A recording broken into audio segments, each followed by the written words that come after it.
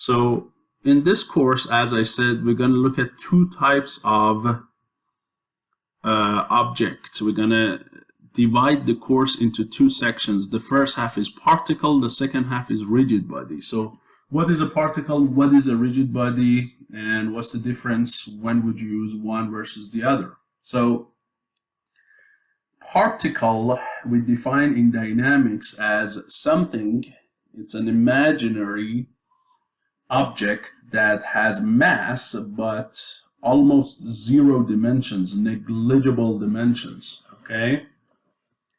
So you might say, well, does that exist in real life? I mean, as far as I know, it does not. Whenever you have a mass, you have to have some dimensions, and plus we are not really working in subatomic particles, and we are not dealing with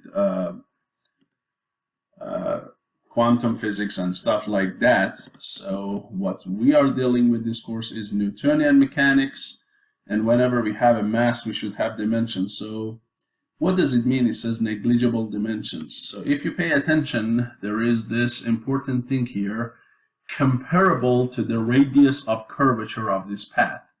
So first of all, it doesn't mean that it has zero dimensions really. It means it has dimensions, but we can neglect them compared to something. What? Radius of curvature of the path. So what is that? So let me show you. Hopefully you've seen it, but if not, in your DFQ or your calculus 3, I guess, if you haven't seen curvature and radius of curvature, I want you to learn it. So let's say I have a two-dimensional motion in XY plane, and the particle is moving along basically an arbitrary path, right? So this is your particle that is constrained to move on that path. Now we say, what is the radius of curvature? So this curve that the object is moving on is not a circle, so we cannot give it a fixed radius, right? But instead what we can do is, at any point we can draw a circle tangent to the path at that point. So let's say the object is here, so we draw a circle tangent to the path at that point, right? Or if the particle, let's say, is here, we can draw again a circle tangent to the path at that point, and so on and so forth. So at any point, we can draw a tangent circle to the path. Okay? And now the radius of this circle at each point, it is called the radius of curvature, and it is typically shown by the Greek letter rho. And the center of that circle is called center of curvature. Clearly, as you move along the path, this radius does change. Sometimes it's bigger, sometimes it is smaller, and the center also changes location. First of all, the center, the location of the center is always inward, okay? It's always inside the curvature. So you can see, it's, if I consider this to be a concave shape, it is always on the side of the concave, not the convex, okay? And the rho changes. When the path is a flat line, this radius goes to what? So if you have at any point a flat line like this, then the radius of curvature here is going to infinity. Okay? So now, is there a formula for calculating rho? Yes. I show you if y, later we're going to see, if y is a function of x in this curve, okay, then rho can be calculated based on f and derivatives of f. And again, I hope that you have seen it in Calc 3, but if not, we're going to review that in this course. So now it says the dimension of this particle, let's say if this is a sphere and it has its own radius r, this r is much less than rho, okay? By the way, when we show double less or double bigger sign, it means much, much smaller. So if the dimension of the object is much less than the radius of curvature, we can consider it to be a particle. Like, for example, you're driving from here to Phoenix, and somebody is looking at your car from a high altitude, like an airplane, or it's probably not easy to see from a satellite, but if you can, then what you see is actually a particle. Of course, your car has dimensions, and of course, when it moves along this path, the orientation of it, right, the heading of the car does change, but we do not care. That's another way to describe a particle. The orientation of which does not matter. All that matters is the position of it. So when you go from here to Phoenix, all I care about is what is your latitude and longitude, what is your coordinate, where are you? Now, sometimes along I-17 or I-69 or so, the heading of your car can change, but it does not really affect much, like how fast you get there or so on. So when the orientation does not matter and the dimensions are negligible to the size of the path, you can consider it a particle. Now, what is the rigid body then? So rigid body is when these dimensions, the dimension of the object is not smaller, much smaller than the path it is moving along, and the orientation of the object does matter, okay? In many problems, the orientation does matter. Therefore, we cannot just neglect the dimensions. What is this example? So the example for this is, let's look at several, or let's just first focus on one. So one of them is probably the projectile, right? So if you consider that in like it's a basketball, okay? So you're playing a basketball, right? And this is a basketball that you have and you're throwing it, and it is gonna land in the basket. Now, when this ball reaches the basket and it's here, does it matter really what's the orientation of the ball is? Probably not. As long as it fits inside and it goes in, you probably do not care much, right? So, but what about a bullet? So you're about to basically hit something, right? And you have a bullet,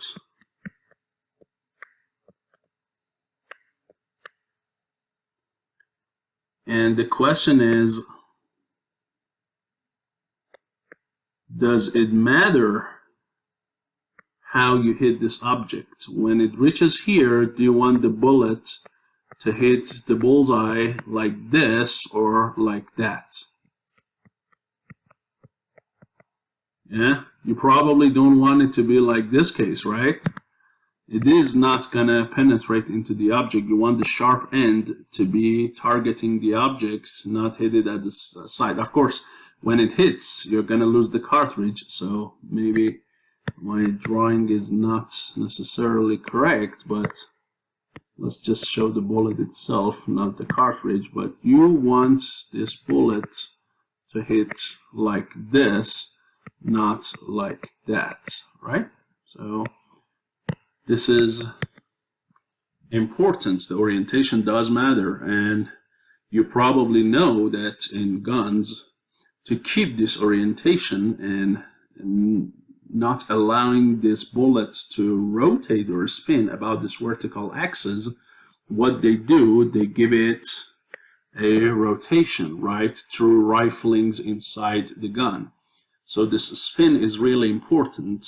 It's based on one of the advanced dynamics principle, that this rotation gives it positional angular stability, basically. Okay, it's the gyroscopic effect that I don't know if you have time in this course to cover it, but that's important. So the orientation does matter. So in that case, you might treat, you see, both of them are projectiles, right? But in this case, the orientation does not matter really for the application, so you might consider it a particle. Here it does matter, so you might treat it as a rigid body. Okay, or the airplane, right? When the airplane is moving, the orientation of the airplane is extremely important because all of the forces on the wings, right, the lift, drag, everything, it comes from the orientation, the angle of attack. So you cannot just have airplane in all sorts of funny angles, right? Especially the large one, the commercial ones that do not have a huge thrust to mass ratio. Their angle of attack, right, the angle between the airplane and the incoming air, let's say if the air is coming like this, and this is the direction of motion for the airplane, this angle of attack, we call it, this angle cannot be some very huge angle in commercial airlines, because then the lift on the wings would be lost, and we call it a stall, and the aircraft can go down. Okay, so here the orientation definitely does matter. Now, why do we say rigid body? Rigid means, in a simple English, means it does not deform, but in a more formal definition, because here we are at the university level and we want to define the stuff in a scientific way, not just simple English. So when we say rigid, what does a rigid object mean? Rigid means, mathematically, means if I call this object a rigid object, and if I consider two arbitrary points on this object, point A and point B, this distance between these 2 points, D, is not going to change. Okay, so the distance between any two arbitrary points on the object will never change. That is called rigid. If it deforms, then these distances would change. So that's the definition of a rigid body. Now the question is rigid body an actual thing? Do you ever see anything in nature, in real life, that does not deform? The answer is no. Everything in nature does deform, although you might not be able to easily see it, but it does. Okay, the hardest material that you can find on the earth, diamond, all sorts of carbon composites, they all deform.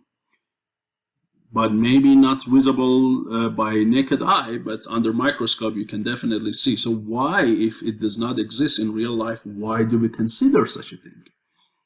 And again, the answer is application. So I give you another example this time. So you have a robotic arm here.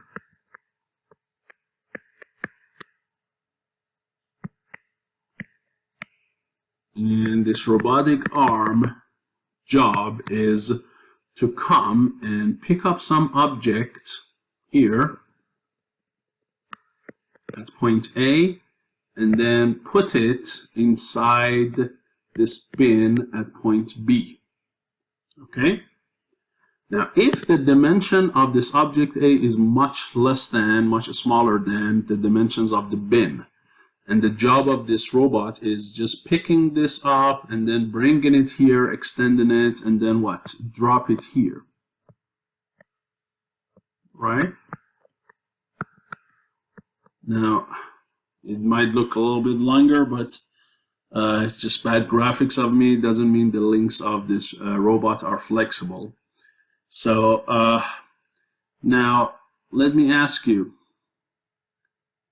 how important it is to consider the rigidity of this gripper, which we call the end effector of the robot. How important is it? Should we consider this link here, this connection here, that I'm making it basically thick? how important it is to consider it to be rigid or non-rigid and flexible or deformable. How important is that? Well, again, if A, the size of this particle or object is much less than the bin, probably not super important, right? Why? Because when the robot goes from here to here and when it stops here, what happens? When you stop the object there is a little bit of what? There is a little bit of vibration, right? When it stops, because you give it a shock and you stop it. So there is a small vibration, and that vibration might make this ball fall either here when you let it go, or here, or here. Does it matter? Again, if you just want to put it in the bin, no, who cares, right? So you might neglect the deformability of this object and say, well, that's rigid. This vibration does not matter to me, okay? But if instead of this case, now you have a what? Instead of that, now you have a chip, correct? And instead of this case, now you're going to put it on an IC, an integrated circuit, right? So in that case, right? So you have a board and it has to exactly be placed here. Then what? Then you cannot probably neglect, then when this guy stops here, I do not want it to go much back and forth, right? But it does, so I have to consider it, because then this chip might come here or here instead of the actual position. So when the applications are really accurate, we have to consider that this object can deform over there and can have vibrations. So what do? We either have to model it, we either have to wait until the vibration goes down, or the one that they do mostly in robots, they make these links of this robot really thick and really heavy so that the vibration is minimized. Okay, so the application determines whether you go basically into a deformable object or body, or rigid body,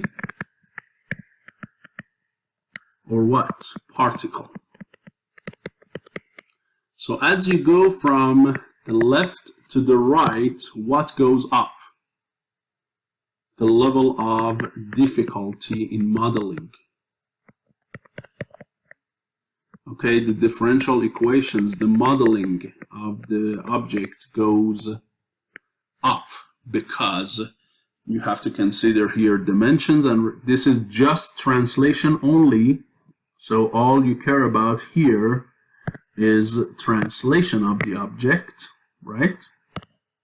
All you care about here is translation, and we're gonna talk about that again, or sorry for bad handwriting. I'm still not super good at writing on computer. This means translation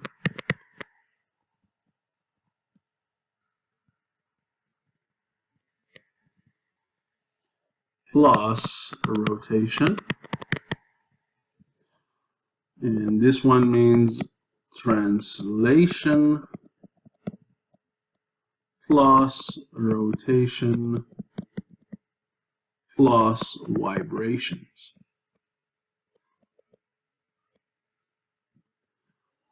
And all we consider in dynamics is this portion. This is dynamics. In a 400 level course called vibrations, which I absolutely recommend every one of you take it, then we would look at vibrations too.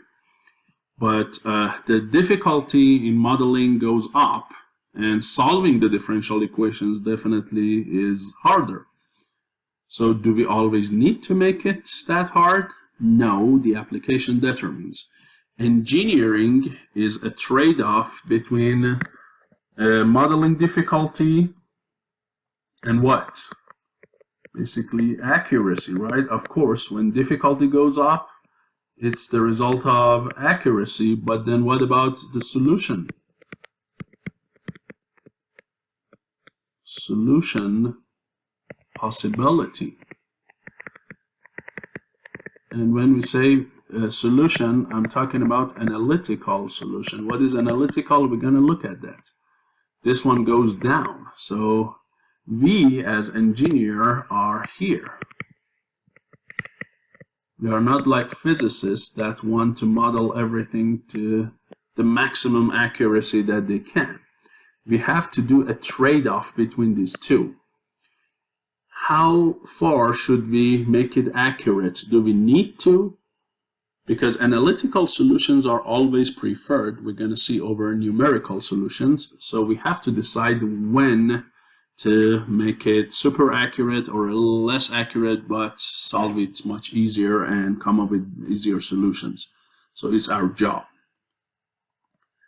Okay, now we have constrained motion versus unconstrained motion. And constrained, so what we have here is the notion of degree of freedom that you have seen in your statics. And degree of freedom means all possible motions that an object can have. So if we have a rigid body in general, right, and we have this coordinate system, let's go with the traditional coordinate system, right-handed, of x, y, and z, and you have a rigid body here. So you know this rigid body can move along x, y, or z, or rotate about each one of these axes. So if this object is a free object, free body, then the degrees of freedom, DOF, for this object in space is what? 6, right? Because this object is not constrained. It can have 6 different motions, 3 moving along axes, 3 rotating about axes. Now, sometimes you apply some constraints. You do not allow it to do whatever job that it wants to do. For example, you are limiting the object to only move on the XZ plane and never live in it. So if you force this object to have a what we call planar motion, okay, only on XZ, never get out of that plane, right?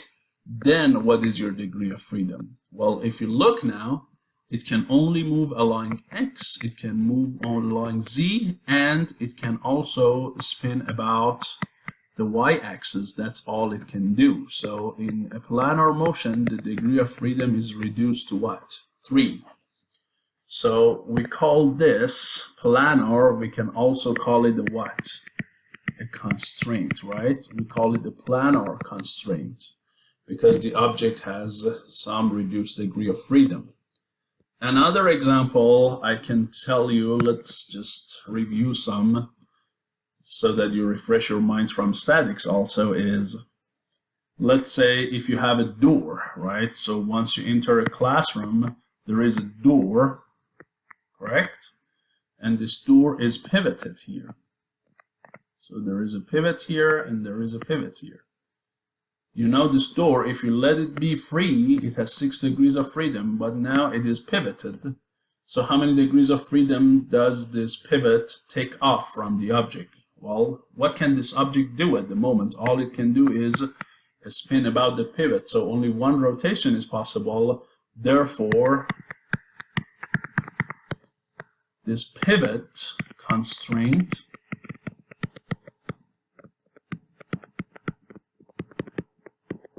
takes away what?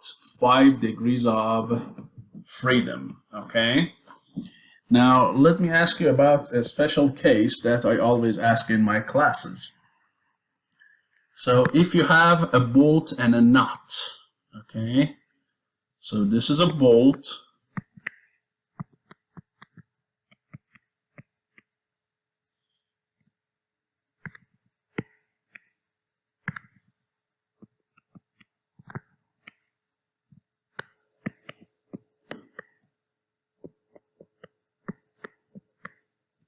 and this is a knot.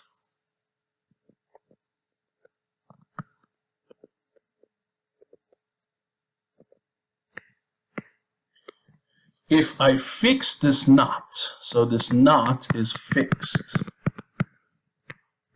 and the bolt can move inside the knot, what is the degree of freedom that is left for the bolt? How many different types of motion can the bolt have? And one thing that I always hear from my students is 2. Why? Because this bolt can go back and forth, right? And then it can also what? Spin, right? So they say 2, but it is not correct. It's only 1. And you might say, how come? Because if I call this rotation theta, and if I call this back and forth motion d, d and theta are not independent.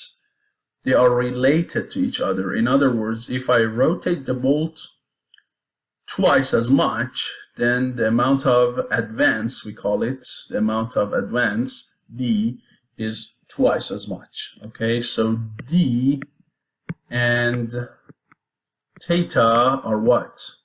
They are proportional, they are related, they are not independent.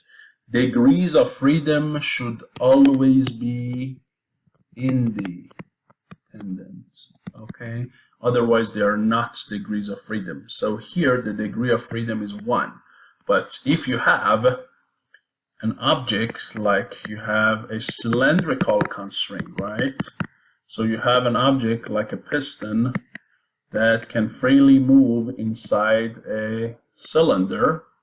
Yes, now this guy can easily spin and it can go back and forth. So in a cylindrical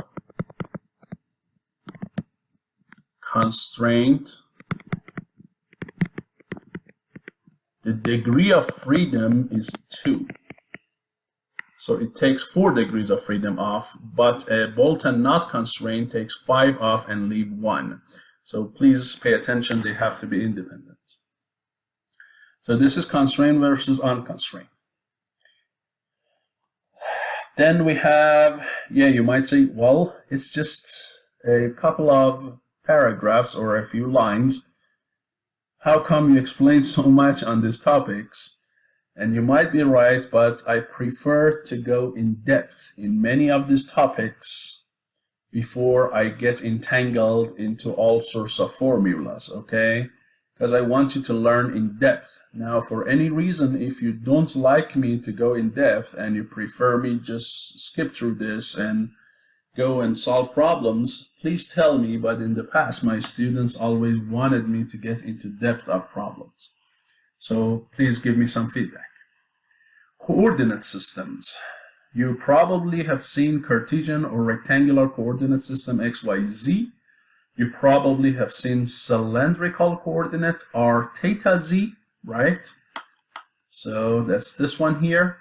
So when I have an object, a particle in the space, I can either describe its position by its vertical projections, perpendicular normal projections on x, y, z axis, or instead of that, I project it on the xy plane and then on the z, and then use z, but instead of x and y, then I use what? The radial distance of the projection point q to the origin, r, and by the angle measured from the x-axis in a positive counterclockwise manner. So I use r, theta, and z instead of x, y, and z and call it cylindrical. Now, when the object is only on xy plane and there is no z, then there is a two-dimensional version of the cylindrical, which is only r and theta, and probably you heard the name of that coordinate. What do we call it? Yes, polar coordinate. So polar coordinate is a specific type of cylindrical where z is 0. And then instead of 2 distances and 1 angle, so here 3 distances, here 2 distances and 1 angle. The other coordinate system is called spherical, that some of you might have seen here. What I would report is the direct distance of the object from the origin r. So this r and this r are different.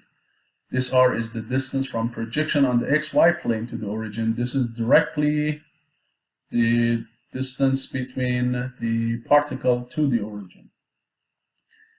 And then two angles, one between this r and the z-axis, which we call the elevation angle, theta.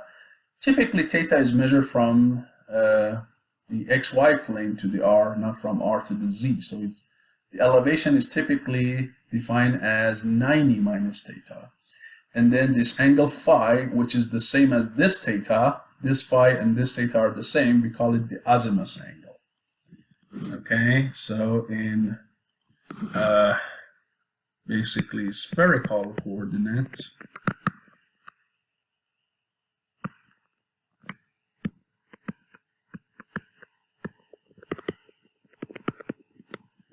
we typically call, based on this figure, if I want to go in this figure, based on this figure, we call 90 degrees minus theta, we call it the elevation angle, and then the angle phi, we call it the azimuth angle. Okay, so just if you hear them somewhere. And then there is a fourth coordinate that we're going to see in this course, which you've probably seen or not seen in the past, is called tangential normal coordinate, or we call it path coordinates. And that's an interesting one that is really useful actually, and we're going to see it. So there are four coordinates. We barely go to spherical, but Cartesian and cylindrical and path coordinates we use a bunch in this course. Finally, the two other topics we have to talk about are rectilinear motion. Rectilinear means motion on a line. When your path is basically forced to be only a line, then motion on a line, we call it rectilinear. And this is a special type of motion which has advantages, and we're going to see the advantages. Instead of position, velocity, and acceleration to be vector quantities, they can be considered scalars with a sign, which makes our life much easier. And finally, kinematics versus kinetics. I mentioned it several times, but I emphasize it one more time. What's the difference between these two notions? Kinematics means motion only without caring about the cause of the motion. So all you care about is the relation between position, velocity, and acceleration, and looking at the differential equations between them. But kinetics is what we say motion plus the cause of the motion. If this object is moving at 2 meters per second square, what caused that motion? It was a force, or if it's spinning at some radians per second square angular acceleration, there was a torque. So that's in kinetics, that's where we bring in the Newton's second law, third law, and so on. Okay. In each topic, we first look at kinematics, then we get into kinetics in this textbook. So now that you have seen all this background info, it is time for us to look at position, velocity, and acceleration. So, position, velocity, and acceleration are all vector quantities. And what do we mean by vector? You have seen in physics, but let's just recap that again.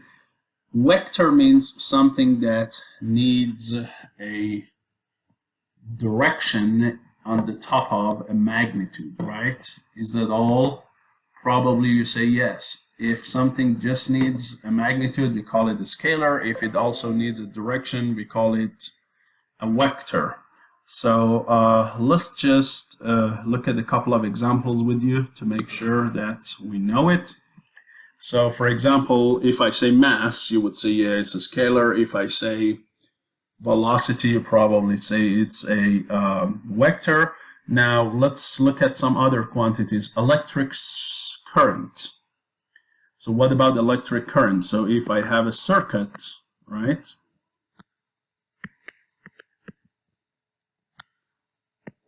And this is the electric current I. what type of quantity is this I? Is that a vector or is that a scalar? And well, of course, it has magnitude, 2 amps, 3 amps, and it has a direction. It can go this way or it can go that way, right? So it seems like this guy should be a vector, and it has a direction. So is the final answer is it's a vector? Well, no, it's not. Actually, it's a scalar. Why? Let me tell you why. Because not only a vector needs direction and magnitude, the addition of vectors is different than addition of scalars. When I say 2 kilogram plus 3 kilogram is always what? 5 kilogram, right? Because mass is a scalar. Now, let's look at this circuit here. So I have a circuit, and here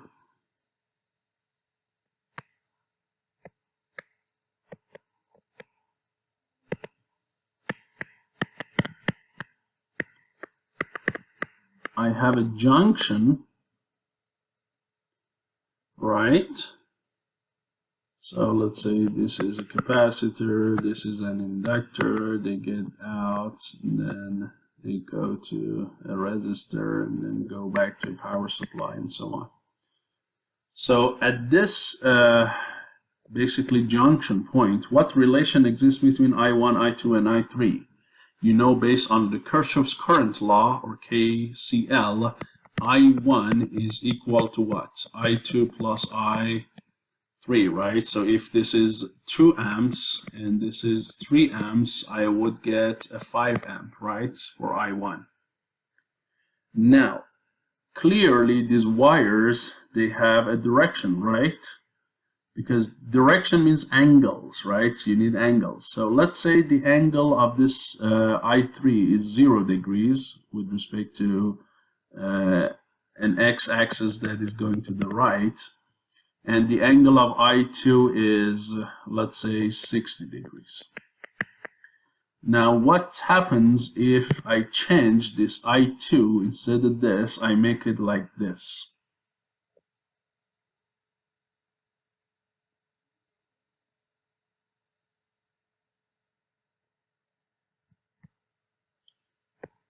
So this is I2 now. Or I can call it I2 prime. What relation exists between I3, I2 prime, and I1? You would say I1 still I2 prime plus what? I3. Now, is the direction for I2 and I3 is the same? No. Right? Let's say this is 120 degrees. No, the directions are not the same because the angle is different. But you see, the addition law does not change. So the addition of electric currents can only be basically considered like addition of scalars instead of addition of vectors. But if they were really 2 vectors, when I add this vector and this one, correct, versus this one and this one, you know how to add vectors, right? For vectors, you use the parallelogram method or triangular method. So you should have got this for I1 for case 1, and then you should have got this for I1 in the second case. Right? You could call it I1 prime, and these are not equal. Why? Because the direction of I2 versus I2 prime does matter, but in this case it does not. And clearly you see magnitude of I1 and I1 prime are not the same thing. They are different size vectors. But here they don't. So not only you have to have magnitude and direction, you also need the addition of that quantity needs to follow what? The parallelogram method. If it's just simply adding numbers, then that quantity is not a vector. So electric current is not a vector. One other quantity that I want you to know is those moments of inertia that you have learned in your statics, right? If you remember, IXY, IXX, IXZ. What type of quantity were these? So this is moment of inertia, and these two, you call it product moments, xy and xz. What kind of quantity is this guy? Is that a vector, a scalar, or what? Well, you might say, well, first of all, it shows that it has direction because I have the subscripts. Its xy is different than xx, so there is direction. But how many directions does it need? You clearly see there are two directions, xy and xx and xz. And then I also have what? Iyx, and then I have iyy, and then I have izy, and then I have iyz, right? Actually, this one has to be yz.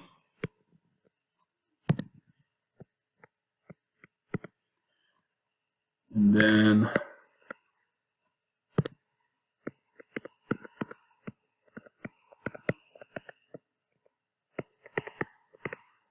correct?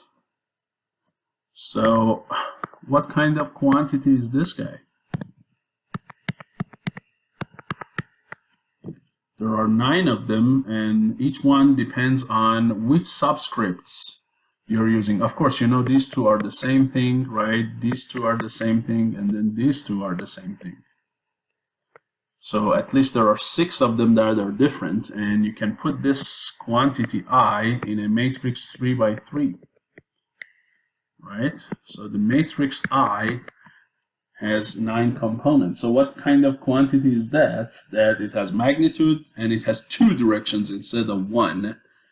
Well, this is a more generalized type of vector, because vectors that we have learned so far, they need 1 direction. But this guy needs 2 directions. So this one, we call it a tensor rank 2. Tensor is a generalized vector. When you need more than 1 direction, you call it a tensor. So you might say, well, is vector a tensor? Yes.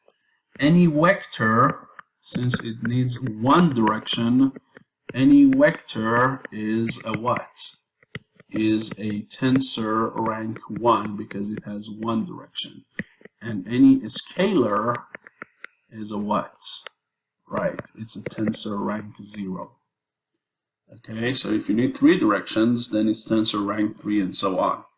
So tensor is a generalized term that can include vectors and scalars. Okay, so hopefully you know that.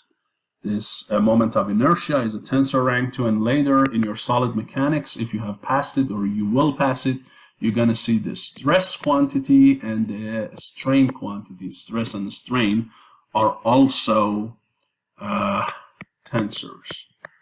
Okay, so you will see them later too, just for your own knowledge. Good. So these are vectors, and they are always measured. Let's start with position. Position is always measured from a reference system. That's one of the most important things that we have in this course, a reference system. So let's say the 3 of us are staying in the classroom, right? And the position of person 1 is measured with respect to person 2 and also person 3. These are different things, right? So if I'm staying here and I'm looking at this person, and then another person is staying here and again looking at the same person, right? Then the position of the person in red with respect to the person in green is measured by this position vector. Why? Because I put the reference at the green person. Well, if I do the same thing for the blue person, this is going to be R2. So clearly you see, I might say, well, this guy is 2 meters away from me, but the blue person says he is 1 meter away from me. And I say he's at an angle 30 degrees, he might say it's an angle 60 degrees. So the reference does matter. Although this guy has not moved, but different references, different observers, different sensors will sense it differently. So it does matter. The same thing for velocity and acceleration. Now, what is velocity? So position is quite clear. And the position vector, this r, again, the quantity r, the entity r, is position vector, is a vector that starts at origin and ends at what? At where the object is, okay? So the position vector always starts at the origin of the coordinate system and ends at where the object is. This is the beginning and end of the position vector. Now, what about velocity and what about displacement? So let's talk about that. Displacement comes into play when your object moves. So this is a coordinate. The object at time t was here. Now at time t plus delta t, a little bit time passed, it is now in a new position. So rt is the initial position vector, r of t plus delta t is the new position vector. The difference between these two position vectors is what we call displacement. So displacement is what? Change in the position vector, okay? It is called displacement. And I want you to distinguish between two important things, quantities that we say in this course or in any other course. One is displacement. The other one is traveled distance.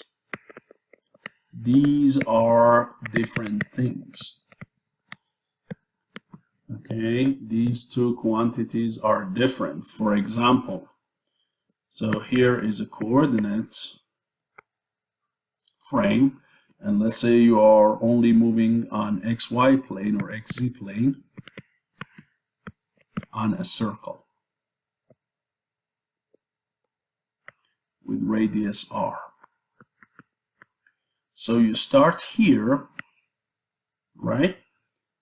And then you go all around the circle and then come back. So this is your position 1 and position 2. You go back to where you started. What is your displacement? If somebody says, what is your displacement delta r? Well, you say it's r2 minus r1, and since r1 and r2, they are both the same vector, what would you get? You get vector 0. So you have not displaced because you came back to where you started. Okay, but what about travel distance? Did you really not travel anything? Yes, you did. How much did you travel? It was the length of the circumference of the circle, which was what? 2 pi times r. Okay, so travel distance and displacement are two different things. This guy is a vector, while this guy is a scalar. Okay, so that is important. Now, what about velocity? What is velocity? Velocity is the rate of change of position, or in other words, it's displacement per time. How much have you moved per time and in which direction? That is called velocity. Now, there are two types of velocity that you might have heard. One is called instantaneous velocity, which is the time derivative of position vector. The other one is called average velocity, which is basically the travel distance or the displacement. Sorry, it's the displacement versus the time difference. So what's the difference between these two? Let me explain that. So again, the instantaneous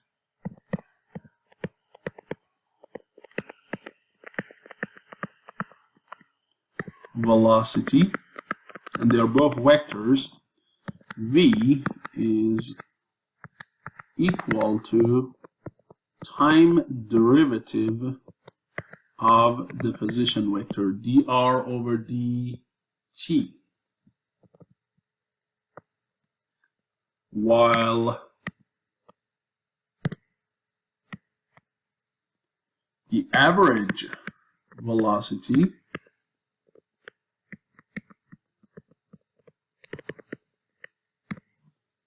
which we also show with the bar, the bar is equal to delta r over delta t.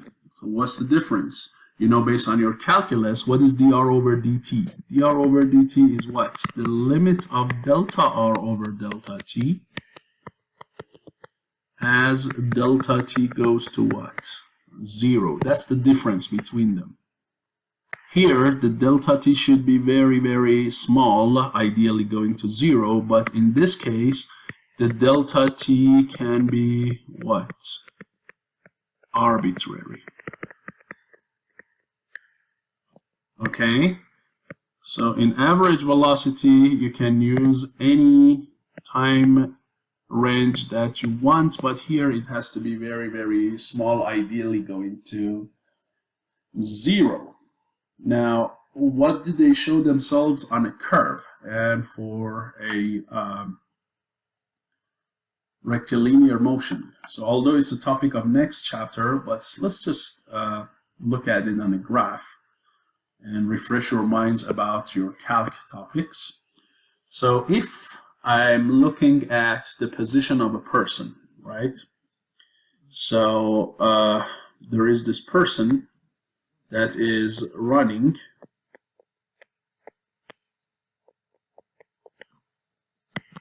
okay, and I have a camera set here,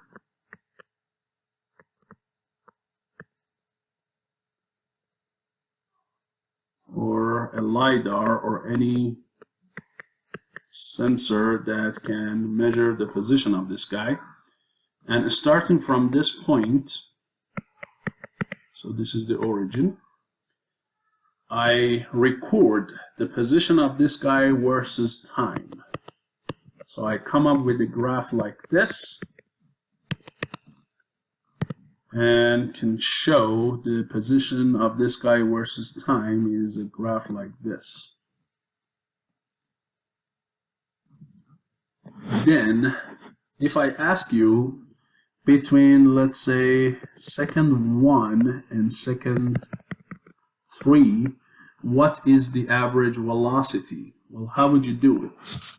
You find the position of the guy at 1, so let's say it is 2 meters, and then at position 3 it is 10 meters, and you say V average. Here I'm just looking at the magnitude of it.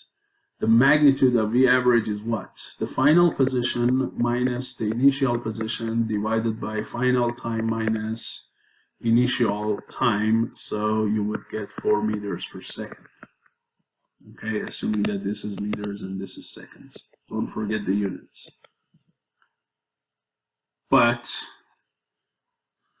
if I say now, what is the velocity of the object at time 2 seconds? So at time 2 seconds, what is the velocity? So here, this number 4 does not belong to T1, does not belong to T3. This number is for what? This is for a range of time between 1 to 3. It does not specify for any specific time point, it's for a range. But now I can say, what is the velocity at time what? T equal 2 seconds. Then you cannot just subtract two numbers, and you cannot look at the x graph. So what you need to do based on your calc is to find the tangent line here, right? So you have to find the tangent line to this curve. and then find the angle of that tangent line, the angle it makes with respect to the t-axis, if I call it alpha, and then v, velocity at that point, is equal to what? Tangent of alpha, the slope of that line. So you have to find it, or you have to know how x is changing versus time. If you know that, then it is equal to what? Dx over dt at t equal 2 seconds. Okay? But here, this v average is what? It is the slope of the connecting line. So if I could connect point 1 and 2 to point 3 and 10 using a line like this, then the slope of this line is going to be what? The average. So tangent line is instantaneous, connecting line is the average. So if I know the angle of this guy, let's call it beta, this number is also equal to what? Tangent of beta. Okay, so that's the difference that you probably have seen in your calc courses. So this very important property of instantaneous velocity, we have to keep in mind that it is always tangent to the path. It always shows the direction along which the object is moving. It shows always the heading of the object. It is very important. Finally, acceleration is the rate of change of velocity with respect to time. Okay, so we define, again, we have two types of accelerations.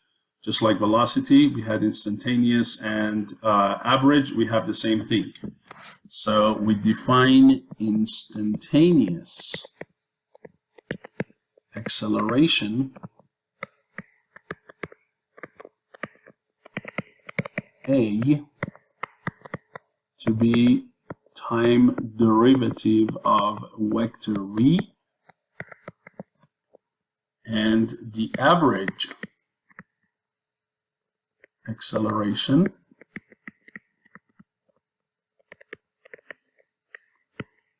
A to be delta v over delta t. Again, this is for a time range. This is the limit of delta v over delta t as delta t goes to 0. Okay, so that's the difference. So again, if you had, in the previous example, if you had a way to measure the velocity of the person, and you plotted it versus time, the magnitude of it here, I'm talking about magnitude of it, if it shows something like basically this,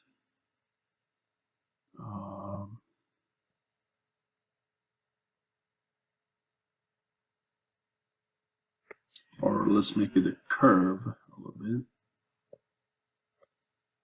So we start up and then decelerate, right? So we go positive and then we come down to negative and ultimately go back to 0 or something like that.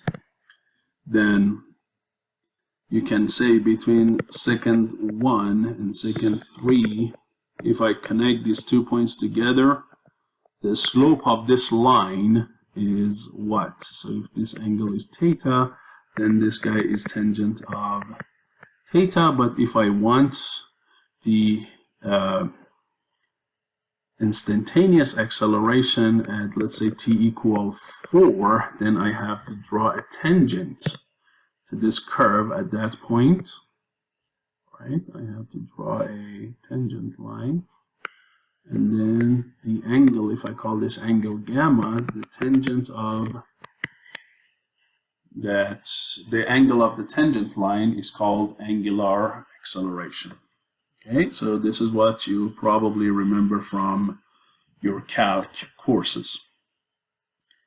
Now, the last thing before we finish up this lecture is the difference between between speed and velocity. Okay, what is speed versus velocity, because you hear these two terms all the time. And you might say, what's the difference? Speed versus velocity. That's kind of the same difference that we had between displacement and travel distance. This velocity is your vector guy, is what you have seen so far. It has a magnitude and it has a what? Direction, but speed is only what? It is only the magnitude. So basically you can say the magnitude of velocity is your speed. It's a scalar. So when you look at your car, the odometer in your car, what does it show? Yes, it does show your speed, right? It's a speedometer, odometer. It never shows velocity because it never shows in which direction you're going, okay? Unless you combine that with your GPS heading and convert it into a vector of so many i's and so many j's and so many k's, then yes, that is a vector, velocity vector, but the speed is just the magnitude.